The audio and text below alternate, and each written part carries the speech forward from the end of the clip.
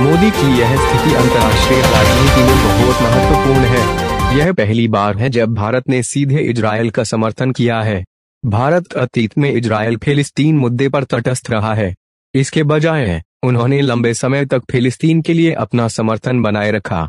Hamas ने शनिवार सुबह 7 अक्टूबर को इजरायल पर हमला किया। यहूदी मातृभूमि के खिलाफ लगातार रॉकेट और बमबारी जारी रही। इजरायल ने विद्रोह कर दिया। नेतन्याहू ने हमास पर युद्ध की घोषणा की और पलटवार शुरू किया। तब से लगातार लड़ाई होती रही है। इस युद्ध में अब तक 3000 लोग अपनी जान गंवा चुके हैं।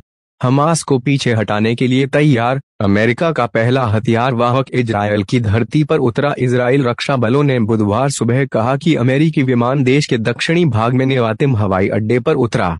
उस विमान पर भेजे गए गोला बारूद और हथियारों का इस्तेमाल युद्ध में इजरायली सशस्त्र बलों द्वारा किया जाएगा। युद्ध शुरू होने के बाद से यह पहली बार था जब अमेरिका ने इजरायल को हथियार भेजे थे, लेकिन भारत ने इस बार सीधे इजरायल का समर्थन नहीं किया है। पश्चिम एशिया में युद्ध में पक्ष लेना भारत का रिवाज नहीं था।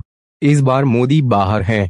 भारतीय प्रधानमंत्री नरेंद्र मोदी इजरायल का समर्थन करने वाले एक्स हैंडल पूर्व ट्विटर पर संदेश भेजते हैं। भारत मुश्किल समय में इजरायल के साथ खड़ा है। हथियारों से भरा एक विमान गोला बारूद वाशिंगटन से युद्धग्रस्त इजरायल पहुंचा। हमास को पीछे हटाने के लिए फिलिस्तीनी सशस्त्र बलों द्वारा हथियारों का इस्तेमाल किया जाएगा। इजरायल वापस लड़ने के लिए तैयार है।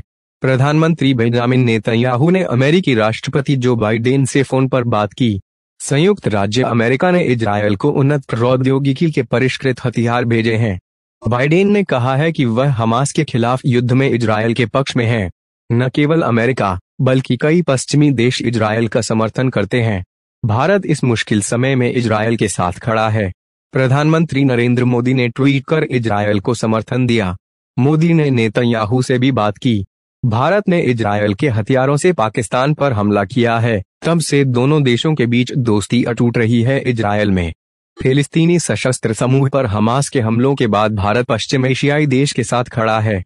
अमेरिका सहित पश्चिमी देशों ने भी इजरायल का समर्थन किया है।